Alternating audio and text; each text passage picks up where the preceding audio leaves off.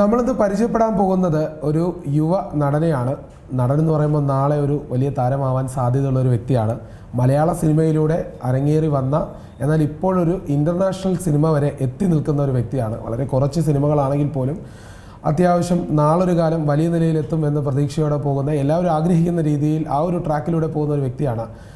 നമ്മുടെ മലയാളികളുടെ തിരുവനന്തപുരത്തുകാരനായ യാദവാണ്. നമസ്കാരം. നമസ്കാരം. അപ്പോൾ പ്രത്യേകിച്ച് യാദവിനെ നമുക്ക് പരിചയപ്പെടുത്തേണ്ട ഒരു സാഹചര്യം ഇപ്പോഴുണ്ട്.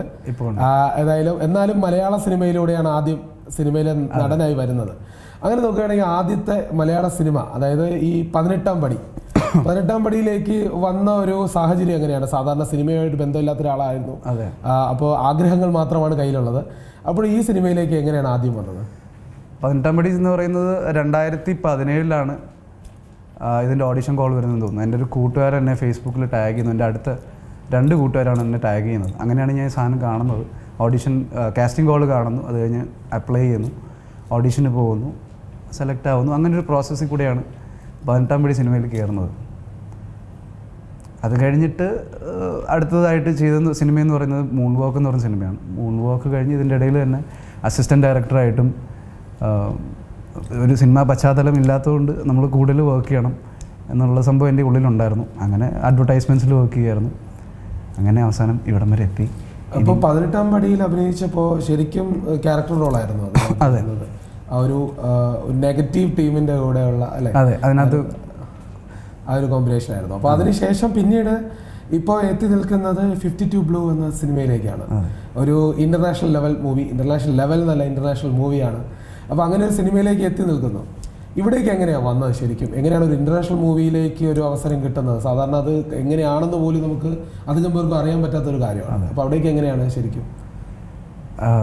2020 കോവിഡ് സമയത്ത് ഞാൻ കൊച്ചിയിൽ നിൽക്കുമായിരുന്നു. ഓപ്പർച്യൂണിറ്റീസ് സാധാരണ തേടിക്കൊണ്ടിരിക്കുന്നത് പോലെ അപ്പോഴും തേടിക്കൊണ്ടിരിക്കുമ്പോൾ എനിക്കറിയാവുന്ന ഒരു കാസ്റ്റിംഗ് ഡയറക്ടർ, എനിക്കൊരു ആളുണ്ടായിരുന്നു. പുള്ളിക്കാരി എന്നെ വിളിച്ച് ചോദിക്കുന്നു, ഇങ്ങനൊരു പരിപാടിയുണ്ട്, ഒരു ഇൻ്റർനാഷണൽ, അന്നൊരു ഡോക്യുമെൻ്ററി ആയിരുന്നു. ഇതൊരു ഫീച്ചർ ഫിലിം ആയിട്ടില്ല, ഇതൊരു ഇൻ്റർനാഷണൽ ഫിലിം എന്നുള്ള പരിപാടി എനിക്കറിയില്ലായിരുന്നു. ഒരു ഇൻ്റർനാഷണൽ വർക്കാണ്, ഒരു ഡോക്യുമെൻ്ററി സ്റ്റൈൽ പരിപാടിയാണെന്ന് മാത്രമേ എനിക്കറിയായിരുന്നുള്ളൂ. അപ്പം നമുക്ക് കിട്ടുന്നത് എന്തും പിടിക്കണം, അങ്ങനെയായിരുന്നു അങ്ങനെ പൊയ്ക്കൊണ്ടിരുന്നത്. അങ്ങനെ അതിന് അവർ അപ്ലൈ ചെയ്യുന്നു. എൻ്റെ റെസ്യൂമെയും പോർട്ട്ഫോളിയോ ഒക്കെ ഞാൻ അയച്ചു കൊടുക്കുന്നു. സെലക്ട് ആവുന്നു. അവർ ഷോർട്ട് ലിസ്റ്റ് ചെയ്ത് വെക്കുന്നു. ഷോർട്ട് ലിസ്റ്റ് ചെയ്ത് വെച്ച് കഴിഞ്ഞിട്ട് സൂം മീറ്റിങ്സ് കുറേ വെച്ചിട്ടുണ്ടായിരുന്നു അവിടുത്തെ ടീമുമായിട്ട്. അങ്ങനെ ഒരു 5-6 സൂം മീറ്റിങ്സ് നടക്കുന്നു. അത് കഴിഞ്ഞിട്ട് അവരൊരു ഓഡിഷൻ വീഡിയോ ചെയ്ത് അയക്കാൻ പറയുന്നു. ഒരു സ്ക്രിപ്റ്റ് അയച്ചു തന്നിട്ട് അത് ഞാൻ ടേപ്പ് ചെയ്ത് അയച്ചു കൊടുത്തു. അതിൻ്റെ അടുത്ത പ്രോസസ്സ് എന്ന് പറഞ്ഞാൽ പിന്നെ ഒരു 5-6 മാസം കഴിഞ്ഞിട്ടായിരുന്നു കോഴിക്കോട് വെച്ചിട്ട് ഒരു മോക്ക് ഷൂട്ട് ചെയ്യാൻ പറ്റുമെന്ന് ചോദിക്കുന്നു. ഒരു 3 ദിവസത്തെ പരിപാടി, അത് പെയ്ഡായിരുന്നു. അങ്ങനെ അപ്പോൾ ഞാൻ സ്ട്രഗ്ലിംഗ് ആണ്. അപ്പം കിട്ടുന്ന വർക്ക് നമ്മൾ എങ്ങനെ എല്ലാം പിടിക്കണമല്ലോ. അങ്ങനെ അത് ചെയ്യുന്നു. 3 ദിവസത്തെ കോഴിക്കോട് വെച്ച് മോക്ക് ഷൂട്ട് ചെയ്യുന്നു. അത് കഴിഞ്ഞപ്പോഴത്തേക്കും ഫൈനലൈസ്ഡ് ആയി.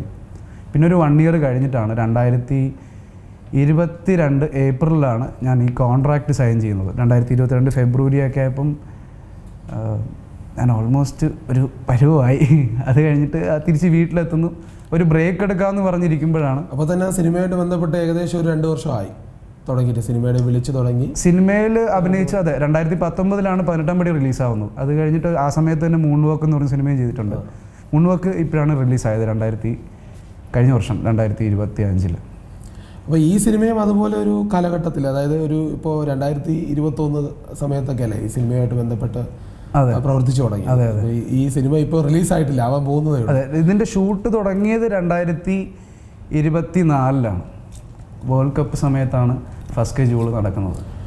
സിനിമയുടെ കഥ പോലെ തന്നെ എനിക്ക് തോന്നുന്നു സിനിമയുടെ ആ ഒരു ട്രെയിലറൊക്കെ കാണുമ്പോൾ നമുക്ക് മനസ്സിലാവുന്നത് ആ ഒരു സ്റ്റോറി ലൈൻ എന്ന് പറയുന്ന ഒരു മെസ്സിയെ കാണാൻ ആഗ്രഹമുള്ള, ഒരു ഫിഫ മത്സരം കാണാൻ ആഗ്രഹമുള്ള ഒരു വ്യക്തിയാണ്. അപ്പോൾ ആ ഒരു ഫീലിന് വേണ്ടി എന്തൊക്കെ തയ്യാറെടുപ്പായിരുന്നു അന്ന് നടത്തിയിരുന്നത്? ഇവർ കോൺട്രാക്റ്റ് സൈൻ ചെയ്ത് കഴിഞ്ഞിട്ട് എനിക്കൊരു 3 മാസം കഴിഞ്ഞപ്പോഴത്തേക്കും സ്ക്രിപ്റ്റും കാര്യങ്ങളൊക്കെ വന്നു. അപ്പോൾ ബേസിക് ആയിട്ടുണ്ടാകുന്ന ക്യാരക്ടർ ഡിസ്ക്രിപ്ഷൻ എന്ന് പറയുമ്പോൾ ഒരു മെസ്സി ആരാധകനായിട്ടുള്ളൊരു പയ്യനാണ്. അന്നും ഡോക്യുമെൻ്ററി ആയിരുന്നു. ഫസ്റ്റ് ഷെഡ്യൂൾ ഷൂട്ട് ചെയ്യുമ്പോഴും ഇത് ഡോക്യുമെൻ്ററി മാത്രമാണ്. ഫസ്റ്റ് ഷെഡ്യൂൾ ഷൂട്ട് ചെയ്ത് കഴിഞ്ഞിട്ടാണ് ഇതൊരു ഫീച്ചർ ഫിലിം സംഭവം പൊട്ടൻഷ്യൽ ഉണ്ടെന്ന് മനസ്സിലാക്കി അവരത് സെക്കൻഡ് ഷെഡ്യൂളും തേർഡ് ഷെഡ്യൂളും ഷൂട്ട് ചെയ്യുന്നത്. അപ്പോൾ അതിനുവേണ്ടി പ്രിപ്പയർ ചെയ്തതെന്ന് പറഞ്ഞാൽ ഒരു ബേസിക് സ്ക്രിപ്റ്റിൻ്റെ സ്ട്രക്ചറും പിന്നെ നമ്മൾ നേരത്തെ പഠിച്ച അവിടെ നിന്ന് ഇവിടെ നിന്നുള്ള കാര്യങ്ങൾ പിന്നെ റെഫറൻസസ് ഒക്കെ നോക്കിയിട്ടൊക്കെ ആയിരുന്നു ഫസ്റ്റ് സ്കെഡ്യൂൾ ഷൂട്ടിന് പോയത് ഇവിടുന്ന് പോയപ്പോൾ തന്നെ. പിന്നെ അത് കഴിഞ്ഞ് കഥ മാറുന്നതിനനുസരിച്ചിട്ട് ഡയറക്ടർ പറയുന്നത് പോലെ എനിക്കറിയാവുന്ന രീതിയിൽ ഞാൻ ചെയ്തു. ഇപ്പോൾ ഡയറക്ടർ എന്ന് പറയുമ്പോൾ അലി അൽ അറബി അല്ലേ, അദ്ദേഹം വേറെ സിനിമകളൊക്കെ ചെയ്തിട്ടുണ്ട്, ഫെസ്റ്റിവലിലൊക്കെ മത്സരങ്ങളിൽ വിജയിച്ച ഒരു വ്യക്തിയൊക്കെയാണ്. 2-3 സിനിമകളൊക്കെയാണ് ആകെ ചെയ്തിട്ടുള്ളത്. എന്നാലും അത് അത്യാവശ്യം പേരുകേട്ട സിനിമകളൊക്കെയാണ്. അങ്ങനെയുള്ളൊരു വ്യക്തി, അതായത് ക്യാപ്റ്റൻസ് ഓഫ് സാത്താരി എന്ന മൂവീസൊക്കെ അതൊക്കെ ചെയ്തിട്ടുള്ള ആളാണ്. അപ്പോൾ അദ്ദേഹത്തിൻ്റെ അടുത്തേക്ക് ഇങ്ങനെ ഒരു ഇൻ്റർനാഷണൽ മൂവിയിലേക്ക് അഭിനയിക്കാൻ പോകുമ്പോൾ കുറേയൊക്കെ നെർവസ് ആയിരുന്നില്ല അന്ന്? ആ സമയത്താണ് ക്യാപ്റ്റൻസ് ഓഫ് സത്താരി റിലീസ് കാൻസിൽ സെലക്ട് ആവുന്ന പരിപാടിയൊക്കെ എനിക്ക് തോന്നുന്നു 2021-22 സമയത്താണ്, അതായത് മോക്ക് ഷൂട്ടും കഴിഞ്ഞതിന് ശേഷമാണ്. അപ്പോൾ പുള്ളി എനിക്ക് തോന്നുന്നു ഇൻസ്റ്റാഗ്രാമിൽ അത്ര ആക്റ്റീവ് അല്ലായിരുന്നു. ഇത് ഞാൻ ഈ പറഞ്ഞല്ലോ 2022 സമയത്ത് ഞാൻ വീട്ടിലിങ്ങനെ എത്തുന്ന സമയത്താണ് സ്റ്റാർട്ടിങ് 2021 എൻ്റെ ആയപ്പോഴേ പുള്ളിയായിട്ട് ഇൻസ്റ്റാഗ്രാമിൽ ഞാൻ കണക്ട് ആവുന്ന അപ്പോഴാണ്. അതിന് മുമ്പ് ഫുള്ള് ഇമെയിൽസും ഞാൻ ഇടയ്ക്കിടയ്ക്ക് ഫോളോ അപ്പ് ചെയ്യുമായിരുന്നു. അത് കഴിഞ്ഞ് ഞാൻ ഇൻസ്റ്റാഗ്രാമിൽ പുള്ളിയെ ഫോളോ ചെയ്യുമ്പോൾ തന്നെ പുള്ളി എന്നെ തിരിച്ചൊരു വോയിസ് നോട്ടൊക്കെ കിട്ടും. അപ്പോൾ അത് ഈ പറഞ്ഞ പോലെ തന്നെ ഇതേപോലെ ഒരു വലിയ ഡയറക്ടർ ഇൻ്റർനാഷണൽ ലെവലിൽ വർക്ക് ചെയ്യുന്ന ഒരാളെ എനിക്ക് മെസ്സേജ് അയക്കുന്നു പറയുമ്പോൾ തന്നെ നമുക്കൊരു ഗൂസ് ബംസ് ഉണ്ടാവുമല്ലോ, നമ്മൾ സ്ട്രഗിൾ ചെയ്യുന്ന സമയമാണ്. അങ്ങനെയാണ് പിന്നെ പുള്ളിയും അതേപോലെ എന്നെ കംഫർട്ടബിൾ ആക്കി തുടക്കത്തിൽ. അങ്ങനെ ഞാനൊരു സംഭവമാണ് എന്നുള്ളൊരു ഈഗോയോ അങ്ങനത്തെ പരിപാടിയൊന്നും ഇല്ലായിരുന്നു അവിടെ വർക്ക് ചെയ്യുമ്പോൾ ഈ ത്രൂ ഔട്ട് ദ സ്കെഡ്യൂൾ. ഈ 52 ബ്ലൂ എന്നുള്ള പേര് അത് ആദ്യമായിട്ട് കേട്ടപ്പം എന്തെങ്കിലും ഡൗട്ട് തോന്നിയിരുന്നോ, ഇത് എന്താ സംഭവം എന്ന്? അപ്പം നമുക്കൊക്കെ തോന്നുന്നുണ്ട് 52 ബ്ലൂ എന്നായിരുന്നില്ല ആദ്യം. ഇതിൻ്റെ പേര് ആഷിസ് ജേർണി എന്നായിരുന്നു. അത് കഴിഞ്ഞ് പിന്നെ അത് മാറി അവസാനം 52 ബ്ലൂ എന്ന ഇതിലേക്ക് എത്തിയതാണ്. 52 ബ്ലൂ എന്ന് പറയുന്നത് ഒരു വെയിലാണ്, ലോൺലിയസ്റ്റ് വെയിൽ ഇൻ ദ വേൾഡ് എന്നാണ് ആ വെയിലിനെ പറയുന്നത്. കാരണം അത് 52 ഹേർട്സിലാണ് അത് വെയിൽസ് പാട്ട് പാടുമല്ലോ, അങ്ങനെയാണ് ഇത് കമ്മ്യൂണിക്കേറ്റ് ചെയ്യുന്നത്. സിംഗ് ചെയ്യുമ്പോഴാണ് കമ്മ്യൂണിക്കേറ്റ് ചെയ്യുന്നത്. 52 ഹേർട്സിലാണ് ഈ വെയിൽ കമ്മ്യൂണിക്കേറ്റ് ചെയ്യുന്നത്. അതുകൊണ്ട് തന്നെ മറ്റു വെയിൽ ഇതിനെ മനസ്സിലാക്കാൻ പറ്റുന്നില്ല. സാധാരണ വെയിൽസ് ഒരുമിച്ചാണല്ലോ യാത്ര ചെയ്യുന്നതൊക്കെ എവിടെയാണെങ്കിലും. ഇപ്പോൾ ഈ ഒരു പാക്കിൻ്റെ കൂടെ ഇതിന് പോകാൻ പറ്റില്ല, ഇതിന് കമ്മ്യൂണിക്കേഷൻ പ്രശ്നമുള്ളതുകൊണ്ട്. ഒരു ഒറ്റപ്പെട്ട് ജീവിക്കുന്ന കഥയിലും ക്യാരക്ടർ ഏകദേശം അതുപോലെ തന്നെ ആയിരിക്കില്ലേ? സൂചനയാണ് ചോദിച്ചത്. അപ്പോൾ അത് പറഞ്ഞ് പോയി കഴിഞ്ഞാൽ അതെ, തുടക്കത്തിൽ അങ്ങനെയാണ്.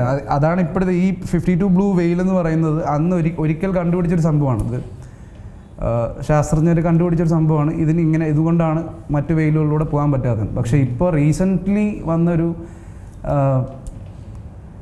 ന്യൂസ് വെച്ചിട്ട് ഇതേപോലെ തന്നെ വേറെയും 52 ഹേർട്സിൽ സംസാരിക്കുന്ന വെയിലുകളുണ്ടെന്നാണ്. അപ്പോൾ എന്തായാലും ഈ ഒരു സംഭവം തന്നെയാണ് സിനിമയ്ക്കകത്തും പറയുന്നത്. ചിലപ്പോൾ അത് ഒരുമിച്ചിട്ട് ആൾക്കാർ കണ്ടിട്ടുണ്ട്. ആശിഷിന്റെ ജേണിയിലേക്ക്, ആശിഷ് എന്ന് പറഞ്ഞ ക്യാരക്ടറായിട്ട് റെഡിയായി. ഇപ്പോൾ കൊച്ചിയിലൊക്കെ ഷൂട്ട് ചെയ്തു, വലിയ തിരക്കിനിടയിലൊക്കെ ക്രൗഡിനിടയിൽ കൊണ്ടുപോയി. അപ്പോൾ കൂടെ അഭിനയിക്കുന്നത് 2 വലിയ ക്യാരക്ടേഴ്സാണ്. വലിയ ക്യാരക്ടേഴ്സ് മുതൽ വലിയ താരങ്ങളാണ്. ഒന്ന് സീനിയർ മോഡലും നടിയൊക്കെ ആയിട്ടുള്ള നേഹ ദൂപിയ, പിന്നെ ആദിൽ ഹുസൈൻ ലൈഫ് ഓഫ് പൈയിലൊക്കെ പൈയുടെ അച്ഛനായിട്ടൊക്കെ അഭിനയിച്ച ആളാണ്. ഇത്രയും വലിയ ഇൻ്റർനാഷണൽ മൂവി ഹോളിവുഡ് മൂവിയിലൊക്കെ അഭിനയിച്ച ഒരു വ്യക്തിയാണ്. ഇവരുടെ ഇടയിലൂടെ അഭിനയിക്കാൻ കൊണ്ടുപോകുന്നു, അത് ക്രൗഡിൻ്റെ ഇടയിലേക്ക് വലിച്ചിടുന്നു. ആ സമയത്തൊക്കെ എന്ത് തോന്നി ശരിക്കും? ഇല്ല, ആദിൽ ഹുസൈൻ വന്നത് ഷൂട്ടിന് ഒരു 20 days മുമ്പേ വന്നിട്ടുണ്ടായിരുന്നു കൊച്ചിയിൽ. നേഹ മാം വന്നത് ഷൂട്ടിൻ്റെ കുറച്ച് അടുപ്പിച്ചായിരുന്നു. പുള്ളിക്കാരിക്ക് അതിൻ്റേതായിട്ടുള്ള തിരക്കുകളുണ്ടായിരുന്നു. ആദിൽ സാർ നേരത്തെ വന്നതുകൊണ്ട് തന്നെ ഞാൻ ആദ്യം ഇതേപോലെ തന്നെ നെർവസ് ആയിരുന്നു. അത് കഴിഞ്ഞ് പുള്ളിയോട് സംസാരിച്ച് തുടങ്ങി. ഞങ്ങൾക്ക് ബിഹൈൻഡ് ദ ക്യാമറ സീൻ നമുക്ക് കുറേ ഞങ്ങൾ വർത്തമാനം പറയുക. ഞങ്ങൾ ഹോട്ടലിൽ നിൽക്കുമ്പോഴും ഞാൻ പുള്ളിയെടുത്ത് പോയി, പുള്ളി എന്നെ ഒരു രീതിയിൽ ആ സ്കെഡ്യൂൾ എന്നെ നന്നായിട്ടൊരു മോൾഡ് ചെയ്യാനും പുള്ളി അഭിനയത്തിൻ്റെ കാര്യത്തിൽ എന്നെ കുറേ സഹായിച്ചിട്ടുണ്ട്.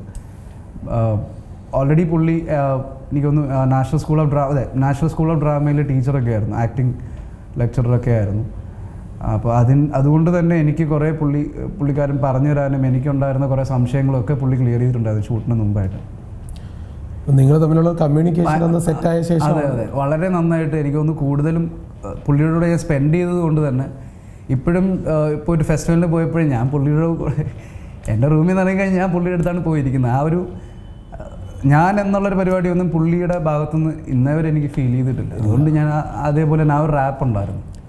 ഓക്കെ, അപ്പോൾ അത് കഴിഞ്ഞിപ്പോൾ കൊച്ചിയിലെ ഷൂട്ടിംഗ് എല്ലാം കഴിഞ്ഞിട്ട് സിനിമ നേരെ പോകുന്നത് ഖത്തറിലേക്കാണ്. അതെ, ഖത്തറിൽ പോകുമ്പോൾ ഇനി വലിയ ക്രൗഡ്, ഇനി ഇതിനേക്കാൾ വലിയ ക്രൗഡ് കാണുന്നു. അവിടേക്ക് പോകുമ്പോഴത്തേക്ക് ഇനി സ്റ്റേഡിയത്തിനകത്ത് നിന്ന് വല്ല ഷൂട്ടുണ്ട്, അവിടുത്തെ എക്സ്പ്രഷനൊക്കെ വേണം, ഈ മെസ്സിയുടെ മത്സരമൊക്കെ. അപ്പോൾ ആ സ്റ്റേഡിയവും അതുമായി ബന്ധപ്പെട്ട് അവിടുത്തെ ഷൂട്ടിൻ്റെ എക്സ്പീരിയൻസ് ഒക്കെ എന്തായിരുന്നു ശരിക്കും പറഞ്ഞാൽ ഖത്തറിലാണ് ആദ്യം ഷൂട്ട് ചെയ്തത്. ഫസ്റ്റ് 3 സ്കെഡ്യൂൾ ഉണ്ടായിരുന്നു. ഫസ്റ്റ് 2 സ്കെഡ്യൂളും ഖത്തറിൽ വെച്ചും 3-ാമത്തെ സ്കെഡ്യൂളാണ് ഇവിടെ കൊച്ചിയിൽ അരൂക്കുറ്റി എന്ന് പറഞ്ഞ സ്ഥലത്താണ്. അപ്പോൾ അവിടെ എല്ലാം കഴിഞ്ഞിട്ടാണ് കൊച്ചിയിലേക്ക്. അപ്പോൾ ഖത്തറിൽ ഇതിന് വലിയ ക്രൗഡായിരുന്നു. ഇതിലും വലിയ ക്രൗഡ്. അതായത് ഫസ്റ്റ് സ്കെഡ്യൂൾ നടന്നത് തന്നെ വേൾഡ് കപ്പ് സമയത്താണ്. വേൾഡ് കപ്പ് സമയത്ത് ഗൊറില്ല ഷൂട്ടായിരുന്നു മുഴുവനായിട്ട്. ഞാൻ പറഞ്ഞല്ലോ, ആദ്യം ഒരു ഡോക്യുമെൻ്ററി സ്റ്റൈലിലാണ് പൊയ്ക്കൊണ്ടിരുന്നത്. ആദ്യത്തെ ഒരു പകുതി, ആ ഫസ്റ്റ് സ്കെഡ്യൂളിൻ്റെ പകുതിയും. അപ്പോൾ റാൻഡമായിട്ട് ഞാൻ വണ്ടിയിൽ നിന്ന് ഇറങ്ങി കഴിഞ്ഞ് കഴിഞ്ഞാൽ അപ്പോൾ എൻ്റെ പുറകിൽ ക്യാമറ ഫോളോ ചെയ്യുന്നുണ്ടാവും. എൻ്റെ അടുത്ത് നേരത്തെ എന്താണ് എനിക്ക് വേണ്ടത് എന്ന് ഡയറക്ടർ ആദ്യം ഒരു ഉദ്ദേശം പറഞ്ഞു തരും. ഞാൻ അതിനനുസരിച്ചിട്ട് ഇംപ്രവൈസ് ചെയ്ത് ഓൺ ദ സ്പോട്ട് ചെയ്യുമായിരുന്നു. അതായത് വേൾഡ് കപ്പിൻ്റെ മാച്ച് തുടങ്ങുന്നതിൻ്റെ തൊട്ട് മുമ്പ് ഈ ജിം കുക്ക് എന്നൊക്കെ പറഞ്ഞ ആൾക്കാർ, സിംഗേഴ്സും അവരുടെയൊക്കെ പരിപാടി ഉണ്ടായിരുന്നല്ലോ പിച്ചിൽ തന്നെ. ആ പിച്ചിൽ ഞാനൊരു വർക്കറായിട്ട് ജോലി ചെയ്യുന്ന സീനൊക്കെ ഉണ്ട്. അപ്പോൾ പിച്ചിൽ ഞാൻ അല്ലാണ്ട് കുറേ ആക്ടിവിറ്റീസ് ചെയ്യുന്നതൊക്കെ ഉണ്ട്. ഇത് പിച്ചിൻ്റെ പുറത്ത് നിന്ന് അവർക്ക് ഷൂട്ട് ചെയ്യണം. ഒരു 3-4 ക്യാമറ വെച്ചിട്ട് ഷൂട്ട് ചെയ്യണം. അത് റീടേക്ക് എടുക്കാൻ പറ്റില്ല, ഒറ്റ ടേക്കാണ്. അപ്പോൾ അങ്ങനത്തെ കുറേ രസകരമായിട്ടുള്ള മൊമെന്റ്സ് ഒക്കെ ഉണ്ട്. ഫസ്റ്റ് സ്കെഡ്യൂളായിരുന്നു എനിക്ക് ഏറ്റവും എൻ്റർടൈൻമെൻറ്റ്. കാരണം എൻ്റെ അടുത്ത് ഡയറക്ടർ പറഞ്ഞു കഴിഞ്ഞാൽ പിന്നെ പുള്ളിക്ക് അവിടെ സേ ഇല്ല. എന്നെയായിട്ട് കമ്മ്യൂണിക്കേറ്റ് ചെയ്യാൻ പോലും പറ്റില്ല. ഇവരെവിടെയാണ് നിൽക്കുന്നതെന്ന് ആദ്യം ഞാൻ ഗ്രൗണ്ടിൽ ചെന്ന് കഴിഞ്ഞാൽ ക്യാമറ മാത്രം എവിടേക്കാണ് ഉള്ളതെന്നുള്ളൊരു പരിപാടി ഞാൻ നോക്കി വെക്കണം. പിന്നെ എൻ്റെ ഇഷ്ടത്തിന് പുള്ളിയുടെ പരിപാടി പറഞ്ഞ സംഭവം ഞാനങ്ങ് ചെയ്താൽ മതി. ചുരുക്കി പറഞ്ഞാൽ ഒരു ഫെസ്റ്റിവൽ മൂവിയുടെ ഒക്കെ ബാക്ക്ഗ്രൗണ്ടിൽ വർക്ക് ചെയ്യുന്ന അത്രയും എഫേർട്ട് അവിടെ ഉണ്ട്. കാരണം വെച്ച് കഴിഞ്ഞാൽ എന്തെങ്കിലും ഒരു അബദ്ധം പറ്റിക്കഴിഞ്ഞാൽ പണിപാളി. കാരണം റീടേക്ക് ഇല്ല. ആ ഭാഗത്തൊന്നും റീടേക്ക് ഇല്ല. റീടേക്കിന് ഒരു ഓപ്ഷൻ ഇല്ല. നമുക്ക് വേൾഡ് കപ്പിൻ്റെ പരിപാടി നടക്കുകയാണ്. അതിൻ്റെ തൊട്ട് മുമ്പുള്ള മെയിൻ പരിപാടികൾ അവിടെ എനിക്ക് തോന്നുന്നു പെർമിഷൻ പിച്ചിലേക്ക് പെർമിഷൻ അവിടെ ആക്ടിവിറ്റീസ് ഇല്ലാത്ത ഒരാളായിട്ട് ഞാൻ മാത്രമേ ഉണ്ടായിരുന്നുള്ളൂ. ഓക്കെ. അപ്പോൾ അവിടെ വെച്ച് മെസ്സിയെ കണ്ടു. പക്ഷെ അതിന് മുമ്പ് മെസ്സിയെ കണ്ടില്ലേ? ഫോട്ടോ ഒക്കെ എടുത്തിട്ടുണ്ടാവും. അത് 2024 ഞാൻ മെസ്സിയെ കാണുന്നത്. അതായത് ഷൂട്ടൊക്കെ കഴിഞ്ഞ് 2023 ഷൂട്ട് കഴിഞ്ഞു. മെസ്സിയായിട്ട്, ഈ മൂവിയായിട്ട് മെസ്സിക്ക് ഒരു ചെറിയ കണക്ഷൻ ഉണ്ടല്ലേ? അതെ. എന്തായിരുന്നു ശരിക്കും അത്? ഒരു മെസ്സി ആരാധകൻ ഖത്തർ വേൾഡ് കപ്പിലെത്തുന്നു. അവൻ ജീവിതം എക്സ്പ്ലോർ ചെയ്യുന്നതാണ് ഈ സിനിമയെന്ന് പറയുന്നത്. മെസ്സി അവന് എന്നും ഹോപ്പ് കൊടുക്കുന്ന ഒരാളാണ്. നമുക്കെല്ലാവർക്കും ഹോപ്പ് തരുന്ന ഒരാളായിട്ട് തന്നെയാണ് ഞാൻ വിചാരിക്കുന്നത്. മെസ്സിയെ നേരിട്ട് കണ്ടല്ലോ, നേരിട്ട് കണ്ട് സംസാരിച്ചിട്ടുണ്ടാവുമല്ലോ മെസ്സി. അപ്പോൾ മെസ്സി ആളെങ്ങനെയാണ് ശരിക്കും? മെസ്സിയായിട്ട് കമ്മ്യൂണിക്കേറ്റ് ചെയ്യാനായിട്ട് ഞാൻ അവിടെ കുറേ സംഭവങ്ങൾ പ്ലാൻ ചെയ്തിട്ടാണ് പോയത്. പക്ഷേ അവിടെ ചെന്ന് ഞാൻ സംസാരിക്കാൻ തുടങ്ങിയപ്പോഴത്തേക്കും പുള്ളിക്കാരന് മനസ്സിലാവുന്നില്ല എന്ന് എനിക്ക് മനസ്സിലായി. പക്ഷെ ഞാനത് ഓൾറെഡി ഞാൻ നേരത്തെ വിചാരിച്ചത് കൊണ്ട് ട്രാൻസ്ലേറ്റ് ചെയ്ത ഒരു ലെറ്ററിനകത്തേക്ക് ഞാൻ പറയാനുള്ളത് മൊത്തം സ്പാനിഷിൽ ഞാൻ ട്രാൻസ്ലേറ്റ് ചെയ്ത് വെച്ചിട്ടുണ്ടായിരുന്നു. എന്നിട്ട് ഞാൻ പുള്ളിയുടെ അത് കൊടുത്തു. ഫസ്റ്റ് എന്താ പറഞ്ഞത്? ആദ്യം ഞാൻ ഇംഗ്ലീഷിൽ സംസാരിക്കാൻ തുടങ്ങിയപ്പോഴത്തേക്കും പുള്ളി ഇങ്ങനെ നോക്കി തന്നെ. അപ്പോഴത്തേക്കും എനിക്ക് പരിപാടി മനസ്സിലായി. ഓക്കെ. മാനേജർ ഉണ്ടായിരുന്നു. അപ്പോൾ മാനേജർ ഇങ്ങനെ നോക്കിയപ്പോൾ എനിക്ക് തോന്നി പുള്ളിക്ക് കമ്മ്യൂണിക്കേറ്റ് ചെയ്യാൻ പ്രശ്നമുണ്ടെന്ന് വിചാരിച്ചിട്ട് ഞാൻ അപ്പോൾ ഇതിങ്ങനെ എടുത്ത് കൊടുത്തു. പുള്ളി അത് വായിക്കുന്നു. വായിച്ചു കഴിഞ്ഞ ഉടനെ തന്നെ ഇങ്ങനെ നോക്കി ഓക്കെ എന്നുള്ള രീതിയിൽ പുള്ളി വീണ്ടും ഒരു ഹഗ് വന്നു. ഓക്കെ. മെസ്സിയുടെ ഹഗ് കിട്ടി. മെസ്സിൻ്റെ ഹഗ് അതിന് മുമ്പേ കിട്ടിയായിരുന്നു. ആക്ച്വലി ഞാൻ വന്ന് കയറിയപ്പം തന്നെ നമ്മൾ ഓവർവെൽംഡ് ആയിട്ട് ഇത്രയും വലിയൊരാളെയാണ് കാണാൻ പോകുന്നത്. അപ്പോൾ എൻ്റെ ഡയറക്ടർ പറഞ്ഞായിരുന്നു കൂടുതൽ കയ്യിൽ നിന്ന് പോരുതെന്ന് പുള്ളി കണ്ടിട്ട് ആക്രാന്തം കാണിക്കുന്നത് കുറച്ച് മര്യാദ അത് പുള്ളി കയ്യിൽ നിന്ന് പോരുന്നു നേരത്തെ പറഞ്ഞിട്ടുണ്ട്.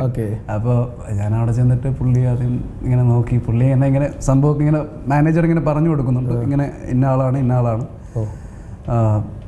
കഥയുടെ ഒരു പശ്ചാത്തലവും പുള്ളിക്ക് പറഞ്ഞു കൊടുക്കുന്നു. അപ്പോൾ ഞാൻ ഫസ്റ്റ് എനിക്ക് അറിഞ്ഞൂടാ ഷെയ്ക്ക് ഹാൻഡ് കൊടുക്കണം, അവർക്ക് എന്ത് ഇഷ്ടപ്പെടുമെന്ന് എനിക്ക് അറിഞ്ഞൂടാ.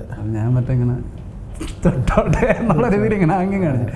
അപ്പോൾ കമാൺ മൈ ബോയ് എന്നുള്ള രീതിയിൽ പുള്ളി മെസ്സി അങ്ങനെ കൈ കാണിച്ചു. അപ്പോൾ ഞാൻ ഓടിപ്പോയി ഞാൻ അങ്ങ് ഹഗ് ചെയ്തു. ഇത്രയും ഈ ഒരു പ്രോക്സിമിറ്റി നിന്നപ്പോഴത്തേക്ക് ആ സമയത്ത് ആശിഷ് അല്ല അവിടെ, ആ ക്യാരക്ടർ അല്ല, പകുതി ആശിഷും പകുതി ഞാനും യാദവ് തന്നെയായിരുന്നു. മെസ്സിയെ കണ്ട ഒരു എക്സൈറ്റ്മെന്റ്.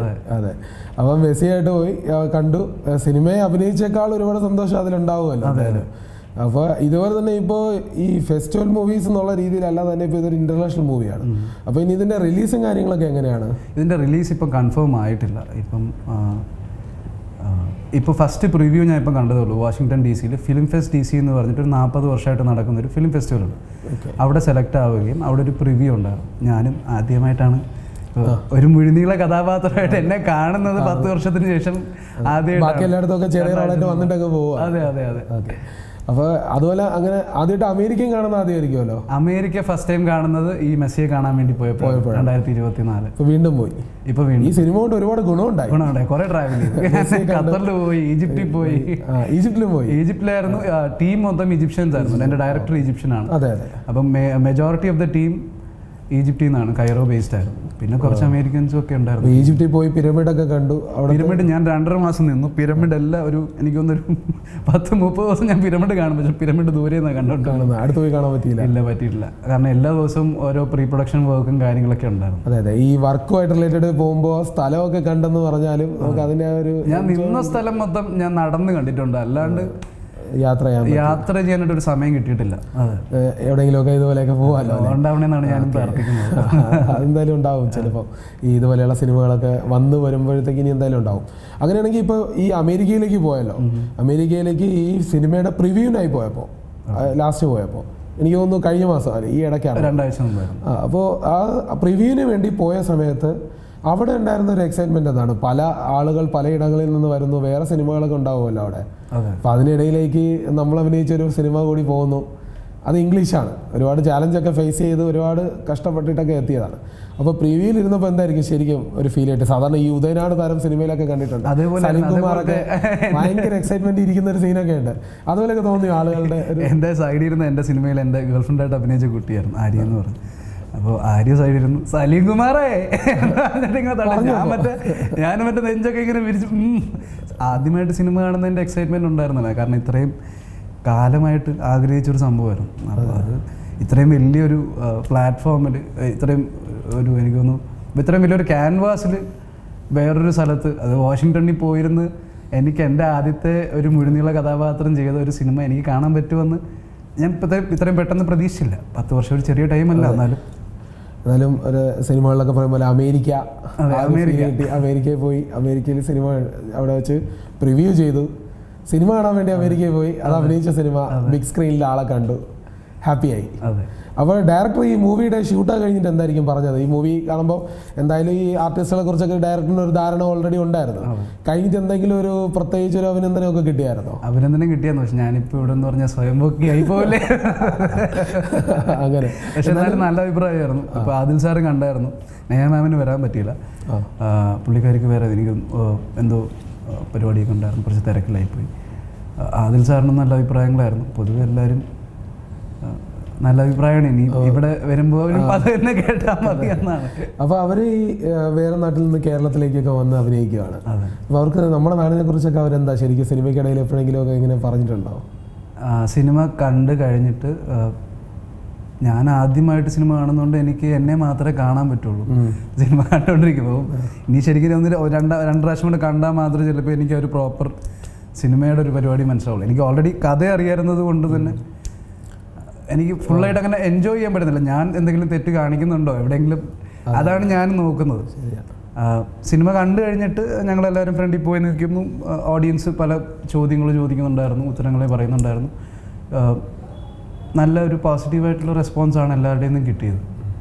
പിന്നെ ഇങ്ങനെയുള്ള സിനിമകൾ, അതായത് ഈ ഇൻ്റർനാഷണൽ മൂവീസ് എന്ന് പറയുമ്പോൾ പല കൾച്ചറിൽ നിന്നുള്ള പല ഡൈവേഴ്സ് ആയിട്ടുള്ള ആൾക്കാരാണ് വരുന്നത്. ഒരു പല വിവിധ തരത്തിലുള്ള ആൾക്കാർ പല രാജ്യങ്ങളിൽ നിന്നാണ് വരുന്നത്. അപ്പോൾ അങ്ങനെ ഒരു വലിയ ടീമുമായിട്ട് ചേർന്ന് വർക്ക് ചെയ്തപ്പോൾ ഒരു ഇന്ത്യൻ എന്നുള്ള രീതിയിൽ നമുക്ക് എന്തൊക്കെയായിരുന്നു എക്സ്പീരിയൻസ്? ശരിക്കും അവരിൽ നിന്ന് പോസിറ്റീവ് ആയിരുന്നാലും നെഗറ്റീവ് ആയിരുന്നാലും എന്തൊക്കെയായിരുന്നു അവരിൽ നിന്ന് ഫേസ് ചെയ്തിട്ടുള്ള ഒരു? എനിക്ക് ഭയങ്കര എക്സ്പോഷറായിരുന്നു ഈ സിനിമയ്ക്കകത്ത്. കാരണം ഞാൻ കേരളത്തിന് പുറത്ത് പോയി വർക്ക് ചെയ്തിട്ടുള്ള ഒരൊറ്റ അഡ്വർടൈസ്മെൻറ്റിൽ മാത്രമാണ്. ഓയോ റൂംസിൻ്റെ അതൊരു ബോംബെ ഷൂട്ടും പരിപാടിയൊക്കെ ആയിരുന്നു. അതല്ലാണ്ട് ഞാൻ കേരളത്തിന് പുറത്ത് പോയി ഇതിന് മുമ്പ് എനിക്ക് വർക്ക് ചെയ്ത എക്സ്പീരിയൻസ് ഇല്ല സിനിമയ്ക്കകത്ത്. അഡ്വർടൈസ്മെൻറ്റിനോ ഒന്നുമില്ല. അപ്പോൾ പെട്ടെന്ന് ഫസ്റ്റ് ഷെഡ്യൂൾ ഇതേപോലെ പോയപ്പം തന്നെ അവിടെ ഒരൊറ്റ ഇന്ത്യൻസ് ഇല്ല. ഫസ്റ്റ് ഷെഡ്യൂളിന് പോയപ്പോൾ ഞാൻ മാത്രമേ ഉള്ളൂ ഇന്ത്യനായിട്ട്, മലയാളി എന്നല്ല ഇന്ത്യനായിട്ട്. ഞങ്ങളുടെ ടീമിൽ ഖത്തറിൽ പോയപ്പോൾ ഫസ്റ്റ് ഷെഡ്യൂൾ പോയപ്പം ഞാൻ മാത്രമേ ഇന്ത്യനായിട്ടുണ്ടായിരുന്നു. അപ്പം പിന്നെ പ്രശ്നങ്ങളായിട്ടൊന്നും പറയാനില്ലായിരുന്നു. എനിക്ക് ഭയങ്കര എക്സ്പോഷറായിരുന്നു. ഞാൻ ചോദിക്കുന്ന ചോദ്യങ്ങളെല്ലാത്തിനും കൃത്യമായിട്ട് ഒരു ഉത്തരം പറഞ്ഞു തരും, ക്ലാരിറ്റി തരുന്നുണ്ടായിരുന്നു. അതായിരുന്നു എനിക്ക് ഏറ്റവും ഇഷ്ടപ്പെട്ടത്. കാരണം എനിക്ക് തന്നെ ചിലപ്പോൾ തോന്നും ഞാനൊരു സംശയരോഗി എന്ന് പറയുമോ. കാരണം ഞാൻ കണ്ടിന്യൂസ് ആയിട്ട് ഇങ്ങനെ ചോദിച്ചുകൊണ്ടിരിക്കും. കാരണം അൺസ്ക്രിപ്റ്റഡ് ആയിരുന്നു ഫസ്റ്റ് ഷെഡ്യൂൾ. അവിടെ നടക്കുന്ന പരിപാടി കൂടുതലും അൺസ്ക്രിപ്റ്റഡ് ആണ്. സ്പോട്ടിൽ ഡയറക്ടർ പറയും, ഞാൻ അതേപോലെ ആ ഒരു ഗോൾ അച്ചീവ് ചെയ്യാനായിട്ടുള്ളൊരു പരിപാടിയാണ്, ഡ്രാമയായിരിക്കും ഞാൻ അവിടെ ചെയ്യുന്നത്. അപ്പം ഇനി മലയാളം സിനിമയിലേക്ക് ഇനി തുടരാൻ എന്തായാലും ആഗ്രഹം ഉണ്ടാവുമല്ലോ. പിന്നല്ലാണ്ട് മലയാളം സിനിമയിൽ തന്നെ വലിയൊരു വേഷമൊക്കെ കിട്ടി വരണമെന്ന് എന്തായാലും ആഗ്രഹം ഉണ്ടാവും. അങ്ങനെയാണെങ്കിൽ ഈ മൂവീസുമായിട്ട് റിലേറ്റ് ചെയ്യുമ്പോൾ മലയാളത്തിൽ ഇനി മാറ്റം വരേണ്ട എന്തെങ്കിലും ഉണ്ടോ മലയാളം മൂവീസിൽ?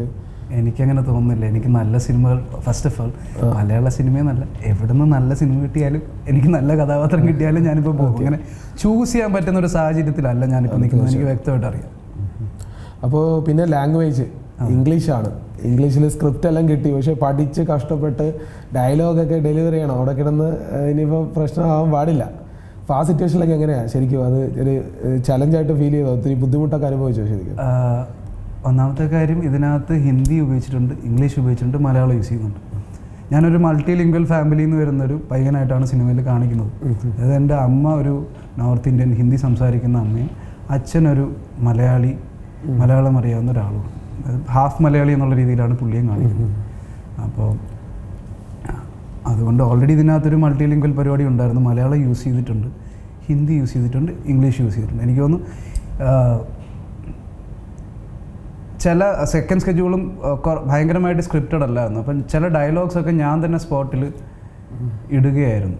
അപ്പോൾ ഇംഗ്ലീഷ് അങ്ങനെ വലിയ പ്രശ്നം തോന്നിയിട്ടില്ല.